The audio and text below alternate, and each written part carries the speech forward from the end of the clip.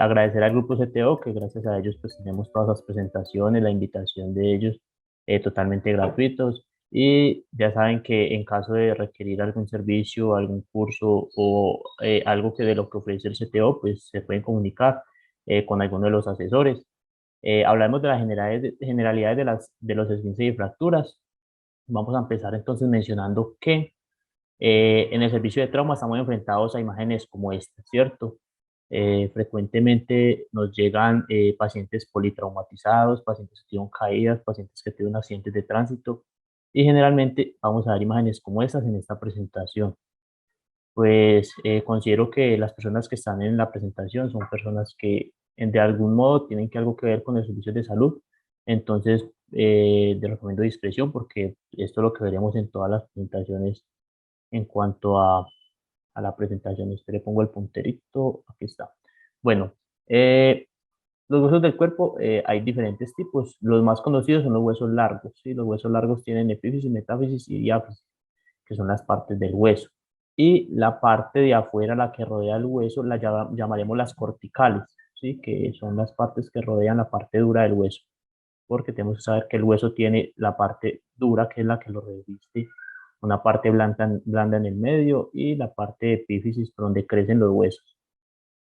Aparte de los huesos largos, tenemos otros tipos de huesos, ¿sí? Tenemos también huesos planos como el cráneo, tenemos huesos cortos, huesos pequeños como son los huesos del carpo en las manos, sesamoideos, que son huesos que están entre las falanges de los dedos, huesos irregulares como las vértebras, pero los más conocidos y los que pues la mayoría de las personas vemos son estos los huesos largos, que generalmente son los que más se fracturan, ¿sí? Por su anatomía, generalmente se tiene una fractura. Las fracturas más frecuentes son las de la diáfisis, que es la parte media del hueso.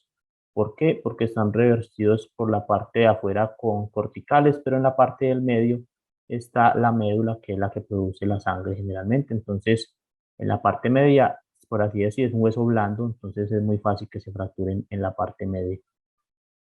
Listo. Hay diferentes tipos de fracturas, entonces tenemos fracturas que son completas y fracturas incompletas, ¿sí? Entonces, dentro de las fracturas completas tenemos, por ejemplo, las fracturas transversales, que es que el hueso se prácticamente fractura en su totalidad, las dos corticales, pero generalmente no hay una pérdida de la alineación del hueso. Son las fracturas lineales, que estas son difíciles de ver porque pues, el hueso se fractura de forma vertical y generalmente pues no afecta mayormente. Están fracturas oblicuas, también están las fracturas oblicuas o transversas igual que esta, pero ya son con desplazamientos, son muy fáciles de ver en la radiografía. Fracturas en espiral, que son fracturas como circulares. Fracturas en tallo verde, que son fracturas de una sola cortical, características de los niños, porque los huesos de los niños son más flexibles, no son tan rígidos como la de los adultos, sino más flexibles, entonces se pueden fracturar en una cortical y la otra quedar indemne sin fractura. Y las fracturas en triturado o fracturas que son conminutas, en las cuales hay varios tipos de fragmentos, hay varios fragmentos y puede estar fracturado incluso el mismo hueso, puede estar fracturado en varios trazos. ¿Listo?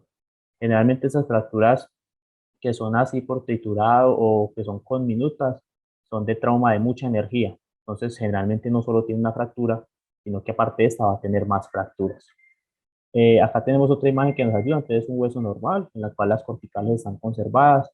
Una fractura también que generalmente afecta a las corticales, pero no se ve la cortical fracturada como tal, son las fracturas en torus, en la cual el hueso sufre un pequeño doblamiento en su parte media y aparece una especie de chichoncito o un abultamiento. Esto es característico también de los niños y los infantes. ¿Sí? Caídas que generan mucho dolor y la fractura es en torus, que es un pequeño abultamiento que aparece en el hueso. Esta ya la vimos arriba y esta es una fractura completa. ¿Cómo vamos a clasificar una fractura? Pues las fracturas podemos clasificar de diferentes formas. Dependiendo de la etiología de la etiología es cómo se produjo. Las más comunes son las fracturas habituales, que son las fracturas que tienen una causa, una caída, un golpe, un traumatismo. Eh, Generalmente hay causa de la fractura y son las más comunes. Las fracturas por insuficiencia o patológica son fracturas que pasan cuando hay alteración en la formación del hueso, cuando hay cáncer o cuando hay osteoporosis. Fracturas en las cuales es por un traumatismo mínimo que no debería fracturar el hueso. Por ejemplo, un abrazo, empuñar la mano, toser muy fuerte, genera fracturas de las costillas. O, por ejemplo, cargar algo que no sea tan pesado con la mano y generar una fractura en el brazo. Las fracturas por fatiga son fracturas que se dan en una parte anatómica o en un hueso que sufre traumatismo repetitivo, ¿sí? Por ejemplo, alguien que carga algo todo el tiempo en el hombro, una persona que trabaje cargando algo, se puede fracturar la clavícula o se puede fracturar el acromio por tener todo el tiempo traumatismo en esa parte. También la parte de los talones, personas que brincan o saltan todo el tiempo pueden generar fracturas en los talones, que ahí tenemos el calcáneo, lo pueden fracturar. El mecanismo de producción generalmente es trauma directo, que es que se fracture el trazo que fue golpeado. Si se golpeó el antebrazo, pues una fractura de radio y cúbito. Pero también hay fracturas por trauma indirecto. Las fracturas por trauma indirecto son, por ejemplo, una persona que se cae con el brazo extendido. Entonces, para no golpearse la cara, pone el brazo y al poner el brazo, el descarga de energía se va a través de la extremidad y va a fracturar la clavícula. Sucede muy frecuentemente que personas que se caen en moto ponen las manos y se fracturan la clavícula por el descargo de la energía. La localización de la fractura, pues esta aplica para los huesos largos, como les decía, de la epífisis, la metáfisis y la diáfisis. La más frecuente es la diáfisis, que es la parte media. Y exposición al medio ambiente, esta es tal vez muy importante porque es una de las que en el servicio de urgencia nos clasifica cómo debemos manejar la fractura. Es una fractura cerrada, las cuales son fracturas en las cuales el trazo de fractura no tiene comunicación con el medio ambiente, son fracturas más fáciles de manejar, no se infectan y dan espera.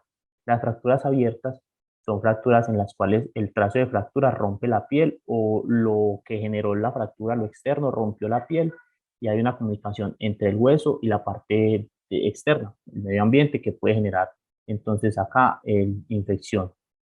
Y según el patrón de interrupción del desplazamiento, que era la imagen que veíamos anteriormente, que pueden ser trazos, pueden ser verticales, pueden ser transversos, pueden ser oblicuos, que es el trazo, y el grado de desplazamiento, si es una fractura que tiene todavía conservada la alineación del hueso o el hueso está totalmente deformado. Pasamos entonces a esto, ¿cierto? Fracturas abiertas o expuestas, ¿sí? Y fracturas cerradas, ¿listo?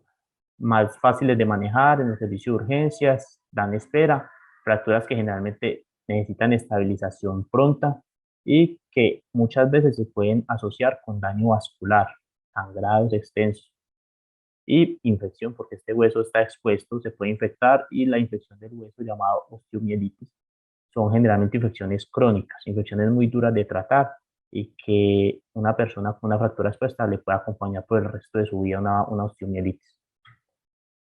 Empezamos con las fracturas cerradas. Listo. Entonces, las fracturas de cerradas, acá tenemos tres tipos, en las cuales hay fractura de alguna de las corticales, no hay pérdida de la continuidad de la piel en el trazo de la fractura. Entonces, por ejemplo, acá tenemos una fractura de clavícula, aquí tenemos una fractura de radio y cúbito, y aquí tenemos una fractura de una falange. Listo. En todas, si podemos ver, la piel está conservada, no hay lesiones en la piel, por lo tanto son fracturas cerradas. Recuerden que el diagnóstico de fracturas generalmente se da por radiológico. Entonces, por ejemplo, yo puedo ver este brazo así y obviamente por la deformidad uno puede decir que es una fractura, pero el diagnóstico principal es radiológico. Esos pacientes se inmovilizan y todo, pero el ortopedista cuando lo va a manejar pues va a tener necesariamente que tomar la radiografía para poder saber qué manejo requiere. ¿Cómo diagnosticar una fractura? Entonces, primero, puede haber dolor articular en el trazo de la fractura, inflamación local, equimosis, como esta imagen, ¿sí? Las equimosis se producen porque el hueso, como decíamos anteriormente, por dentro va a tener lo que es sangre y al fracturarse, pues va a liberar sangre. Entonces, esa sangre va a quedar bajo la piel y va a formar equimosis, como la vemos aquí, en la cual hay una coloración que al inicio puede ser de color morado, luego se pone un poco roja y después va a formar un color oscuro, verde, hasta que ya empieza a desaparecer. Este tobillo nos puede indicar o que es un esguince grave o que hay una fractura por el grado de equimosis que tiene. La otra es la deformidad, que esto sí es muy evidente, generalmente el paciente ya llega diciendo que se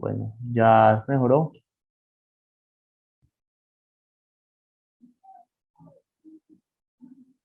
Sí, ya, bueno, ya se pueden ver, listo, ya. Bueno, qué pena, me dicen que quedaron por aquí en, pues estamos hablando de la fractura cerrada, ¿cierto? Ahí ya pueden ver que se mueven las diapositivas. Listo, muy bien, qué pena ahí no había visto que me estaban dando. Entonces, el diagnóstico, estamos hablando que todas estas características del diagnóstico ayudan al menos a orientar a que tiene una fractura del paciente y que hay que tomar un rayos X. Listo. Dos proyecciones siempre, ¿sí? La imagen de arriba tenemos una persona que está haciendo algo obsceno, la imagen de abajo pues es algo totalmente diferente.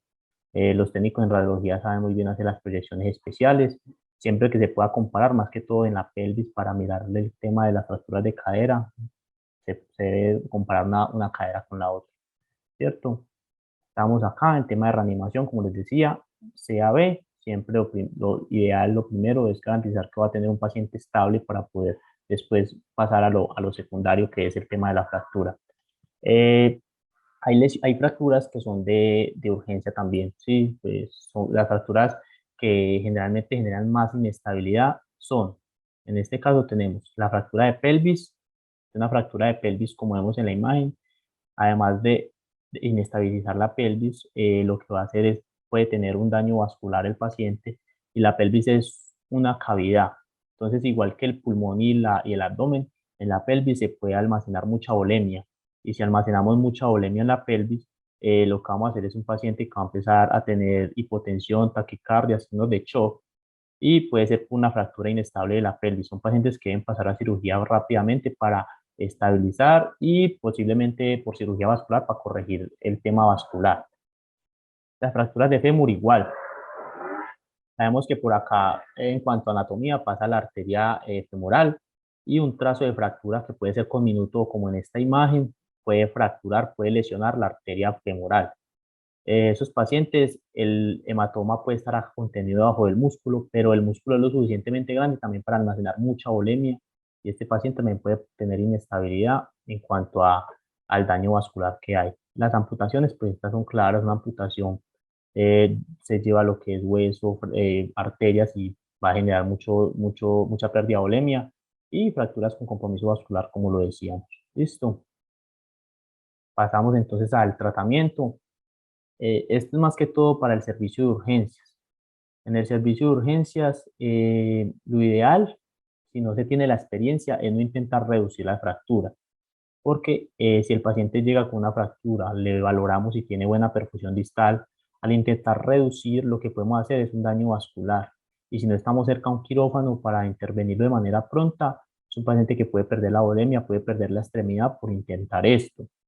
Lo ideal es solo alinear la extremidad. Si llega una persona con una fractura en la pierna de tibia y peroné y tiene el pie desviado, lo que podemos hacer es al momento de poner la férula, lo alineamos de forma anatómica y de esa manera lo inmovilizamos.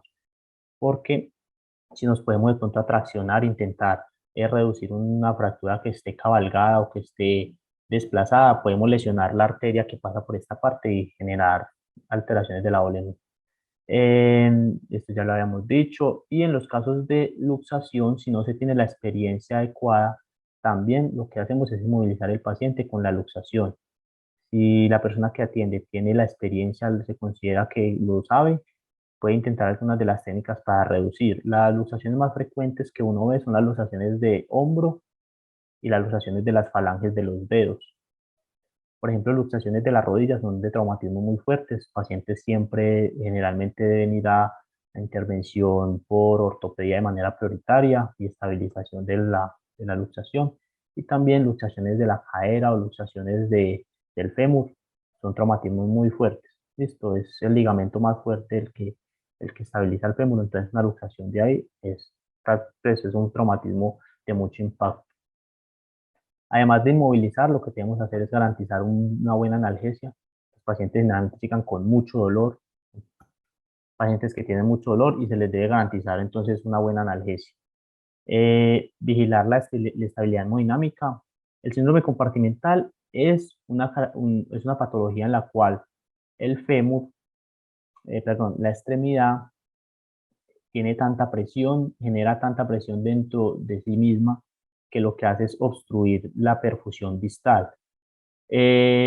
Sucede mucho en los niños en una fractura que se llama la fractura de los codos, se llama supracondilias, son fracturas que generalmente generan síndrome compartimental o cuando, además de haber hecho la inmovilización, el paciente genera mucha inflamación local. Y entonces, por ejemplo, si fuera en esta extremidad, los dedos como tal y la parte distal de la extremidad no recibiría perfusión. Por lo tanto, deben ir a cirugía. También es una urgencia cuando se detecta signos de síndrome compartimental, porque se hace una como que es fasciotomía, que es abrir la pierna como tal para liberar la presión y de esa manera generar perfusión distal. Listo. También tenemos entonces que los ortopedistas como tal lo que hacen es que el tratamiento es una reducción cerrada en caso de que no requiera cirugía. La reducción cerrada consiste en que a través de rayos X lo que hacen es reducir el hueso a su posición anatómica e inmovilizar la extremidad. Puede ser con yeso de esta manera. El yeso circular es el más utilizado, la osteosíntesis es la cirugía como tal, o la férula que es un yeso que va solo la parte media y lo otro es venda. Listo. El beneficio de inmovilizar bien al paciente es que ayuda a reducir mucho el dolor. Generalmente los pacientes cuando usted los inmoviliza, el dolor les mejora bastante. Ayuda a que después de inmovilizarlo le podamos elevar la extremidad y de esta manera evitar el síndrome compartimental y también a que no haya sangrado del foco de fractura si es expuesto. Listo. Inmovilizar la fractura disminuye el riesgo de desplazamientos o lesiones vasculares. Como decíamos, si el hueso sigue moviéndose y no lo estabilizamos, puede lesionar alguna arteria. Ahora pasamos a la parte de las fracturas expuestas. Las fracturas expuestas son fracturas en la cual hay una solución de la continuidad de la piel, en el segmento óseo donde se produce la fractura. No siempre es directamente sobre la fractura, eso hay que tenerlo en cuenta, porque por ejemplo una fractura de tibia y peroné que está en la parte media y la persona tiene la herida en la parte proximal de la pierna, también puede ser una fractura expuesta. Entonces son pacientes que hay que poner mucho cuidado porque si no necesitamos el antibiótico, son pacientes que están expuestos a infección. Hay una clasificación que es muy utilizada, que es la de Gustilo y Anderson, en la cual se clasifica en la forma de tratar la fractura expuesta dependiendo la lesión que haya en la piel y en el hueso. Entonces, pacientes que llegan con una fractura y una lesión en la piel menor a 1 centímetro, se considera que la contaminación es mínima o una contaminación, pues está limpia la herida y el daño de partes blandas pues es poco. Listo. Los pacientes son pacientes que también necesitan tratamiento antibiótico, pero no de manera tan agresiva. Para heridas entre 1 y 2 centímetros ya es una contaminación que puede ser moderada, hay cierto daño de la piel y de ahí en adelante ya llega el grado 3. El grado 3 es más de 10 centímetros y esta va a cambiar dependiendo la lesión extensa de partes blandas que no permita la cobertura de la fractura por la piel. Porque una persona puede llegar con una fractura expuesta, pero usted con una sutura, un afrontamiento de la piel puede cubrir esa herida, pero hay unos en los cuales hay pérdida de la pérdida cutánea o está tan expuesta la fractura que ya no permite usted afrontar esa piel y esta que es la 3C, que es ya que tiene un daño vascular asociado a la fractura. Acá tenemos la misma clasificación, pero sería como en imagen. Entonces acá tenemos un trazo de fractura, una lesión mínima de la piel, una lesión ya más grande, una lesión mucho más grande de la piel, de más de 10 centímetros, esta que está generalmente de más de 10 centímetros y además de los 10 centímetros no permite afrontar esta piel para cerrar la fractura y esta que viene con daño vascular. El manejo de las fracturas expuestas en cuanto al manejo general es igual a lo que estábamos hablando ahorita de las fracturas cerradas. El paciente estable, intentar manejar el dolor, inmovilizar, garantizar buena perfusión. Lo que hay que hacer con estos pacientes es que estas heridas se deben lavar muy bien, ¿sí? Se debe gastar entre 2.000 y 3.000 cc de solución salina limpiando la herida, porque si está expuesta, puede haber sido de una caída y llega con mucho material, por ejemplo, piedras, puede llegar con basura, con tierra, entonces toda esta materia orgánica hay que intentar lavarla en cuanto antes. Listo. Se cubre la herida con gasas estériles cuando no se puede suturar, o de igual manera si le tomamos puntos, se cubre la herida con gasas estériles y se inmoviliza. Y es adecuado iniciar antibiótico de manera rápida. Listo, para cubrir el tema de la osteomielitis, es una infección del hueso. Los pacientes generalmente son urgencias ortopédicas y deben ir a un tratamiento quirúrgico en las primeras 24 horas, estabilizar el trazo de la fractura de manera prioritaria. El tiempo de Friedrich nos dice que cuando hay una fractura y han pasado menos de 6 horas, la contaminación, la herida se encuentra contaminada, pero pues después de las 6 horas ya es una herida infectada. En realidad el manejo en cuanto a ortopedia puede ser diferente, ¿sí? Más que todo con el tema de manejo definitivo.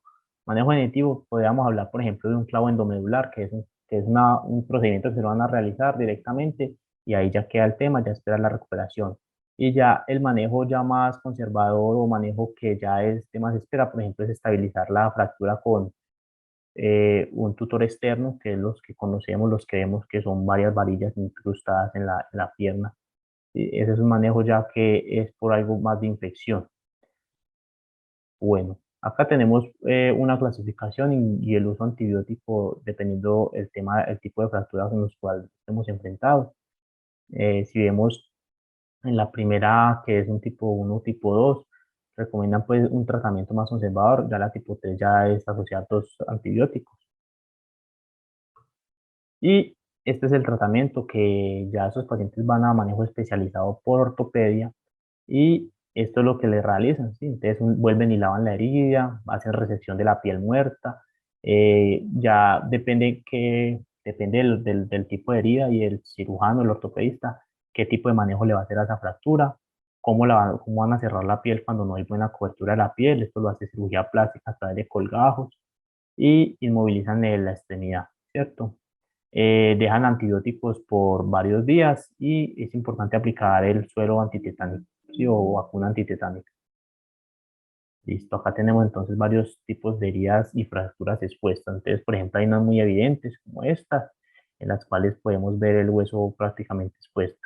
Pero acá tenemos una herida que fue con un objeto corto contundente, un machete, que fracturó directamente acá el primer metatarsiano del pie y pues no es tan evidente, pero también es una fractura expuesta.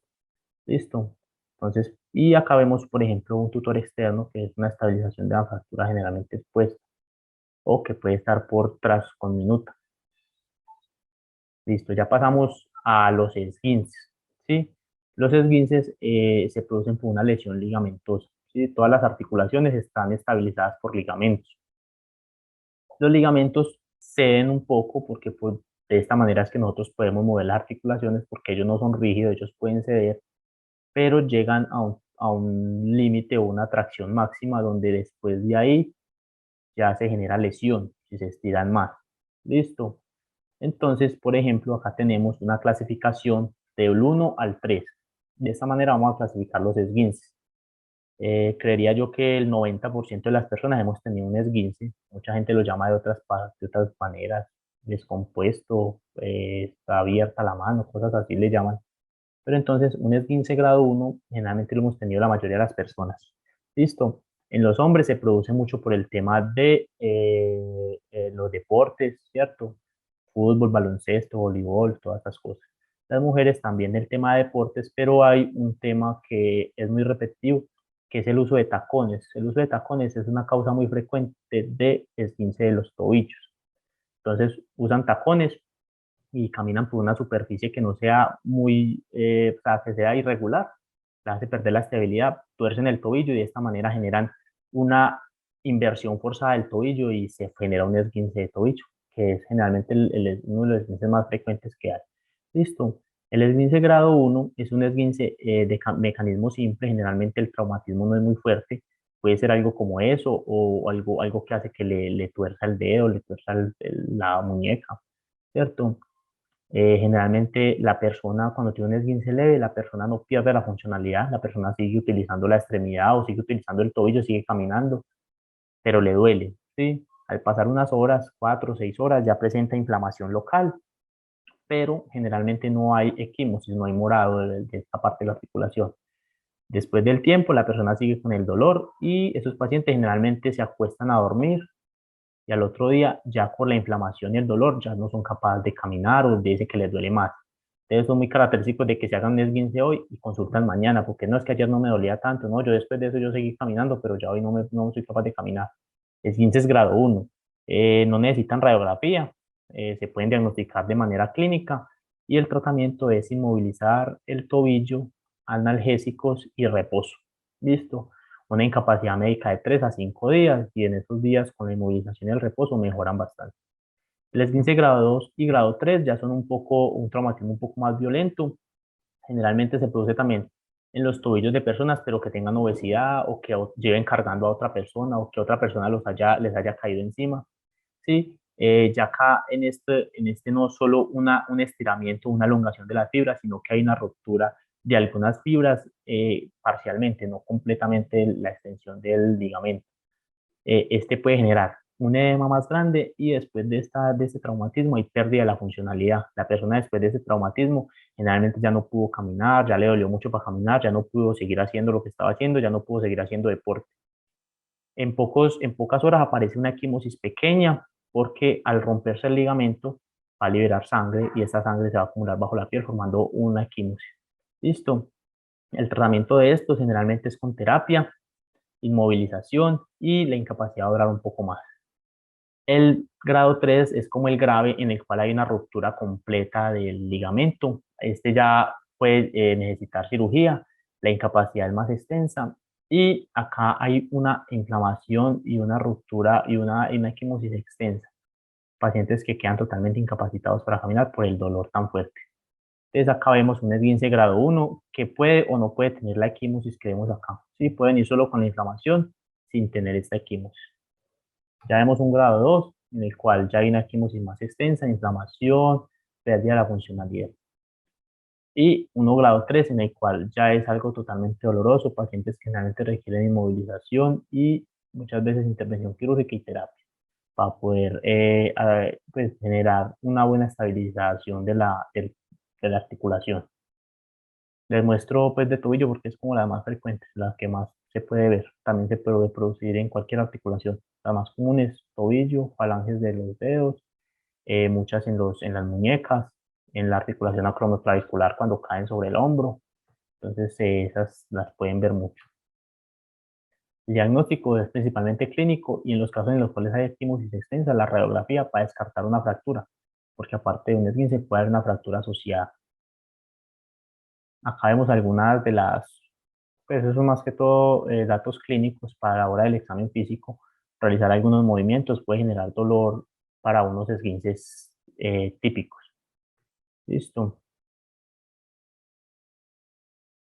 El tratamiento, como le decía, inmovilizar, analgésico, reposo, dependiendo del grado. Los otros pueden requerir terapia e incluso intervención quirúrgica. Listo. Acá tenemos la clasificación ya en cuanto a un diagrama para que lo entiendan más fácil, en el cual la clasifican por grados y de esta manera el tratamiento que deben tener cada uno. Listo. Tenemos la bibliografía y vamos a ver por acá qué preguntas tenemos. Bueno, muy bien. Bueno, nos preguntan por aquí, doctor, ¿cómo podemos diferenciar clínicamente el esguince grado 3 de una fractura cerrada? Bueno, estos, estos diagnósticos generalmente se pueden dar. Hay que tener algo en cuenta. Los esguinces grado 3, como generan ruptura completa del ligamento, pueden tener inestabilidad de la articulación. Eso es importante. Pero para usted saber si tiene o no fractura, el diagnóstico es radiológico. Entonces ahí sí vamos a necesitar radiografía, porque no hay forma de usted descartar una fractura si no tiene una radiografía. Bueno, dice, en los esguinces siempre hay formación de hematoma. No, la equimosis se da principalmente en 2 y 3. El esguince grado 1 puede tener inflamación, tumefacción, dolor articular, pero puede que no haya equimosis. Entonces el esguince grado 1 no puede que no tenga el hematoma o la equimosis. Bueno, dice otra pregunta, ¿qué tipo de fractura cerrada? Dice, doctor, el tipo de inmovilización de una fractura cerrada dependiendo del lugar y qué hueso afectado. Ah, sí. Entonces esto es importante porque dependiendo pues del sitio anatómico de la fractura, usted debe inmovilizar. Cuando es una fractura de la muñeca, se puede realizar una férula que va a ser una antebraquiopalmar, ¿sí? Entonces que va del antebrazo acá a la palma de la mano. Cuando es una fractura del codo, podemos realizar una inmovilización con una férula que es braquiopalmar, que va desde la mano hasta aquí, que generalmente la conocemos, que le ponen también el cabestrillo, una férula en pinza de azúcar que es acá que hace como una U y envuelve toda la mano. Hay muchos tipos de inmovilización y sí va a depender del trazo de fractura. Bueno, seguimos. ¿Dónde íbamos? Vamos acá. Dice, ¿en cuánto tiempo se puede recomendar rehabilitación física después de un esguince? Esto lo va a determinar el grado de recuperación del paciente y el grado del daño del esguince. Sí, pues si es un esguince grado 2, generalmente van a ir a recuperación más fácil a terapia física. Si es un esguince grado 3, a veces sirve mucho realizar terapia física antes de la intervención quirúrgica, porque esto fortalece la articulación y en el momento de operar la articulación está más fuerte y de esta manera la recuperación va a ser mucho más rápida. Ujú. Dice, según el esguince, ¿cuánto tiempo se da de tratamiento en reposo? Un esguince grado 1 puede ser 3, 5 días. Esguinces grado 2, grado 3, de 7 a 15 días, un mes, 2 meses, dependiendo del tipo de lesión. Ujú.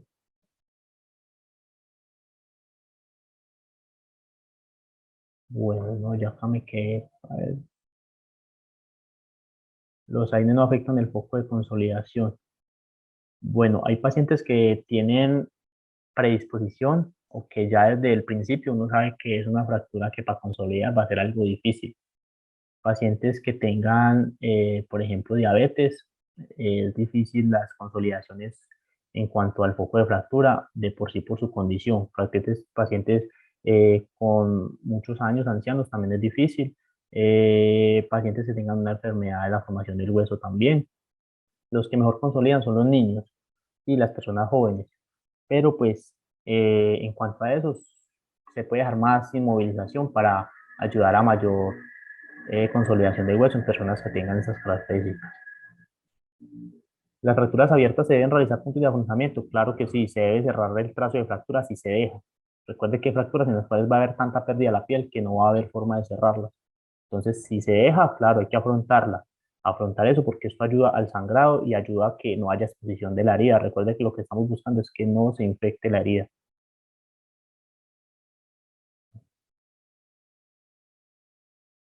Bueno, el paciente puede no tener tener un esguince grado 1 y no darse cuenta. Pues puede que sí se dé cuenta porque le va a doler, pero puede que no consulte. Sí, es lo más común, que tenga un esguince grado 1, que es una elongación y ruptura de algunas fibras poquitas del ligamento y puede tener dolor, inflamación en la articulación y ya. Esto le pasa mucho a los deportistas cada que juegan un partido, les pueden tener un esguince grado 1 de alguna articulación y en realidad mejorar a los 2, 3 días de manera espontánea porque en realidad solo es inflamación.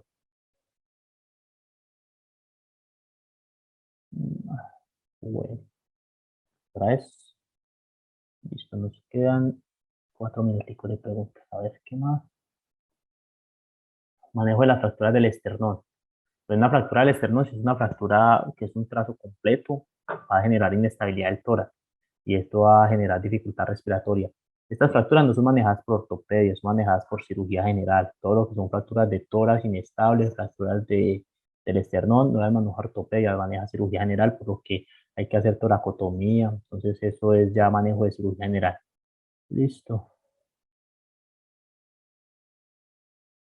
Ah, bueno, si el esguince se repite varias veces en la misma parte, es porque hay una laxitud del ligamento. Sí, una laxitud del ligamento. También son pacientes que deben ir a cirugía. Requieren valoración por ortopedia, resonancia magnética, encuentran qué ligamento está laxo o qué ligamento está roto y lo reparan y así la articulación se va a mejorar en su estabilidad y va a hacer que la persona no se esguince tanto esa misma articulación. ¿Cierto? O también existe una condición que es la de el síndrome Ehlers-Danlos, que es un trastorno en los ligamentos. Generalmente son articulaciones hiperlaxas, como los de los circos que se doblan de todas las maneras y se les hace muy fácil. Es porque las las articulaciones son muy laxas y de esta manera tienden a esguinzarse más fácil.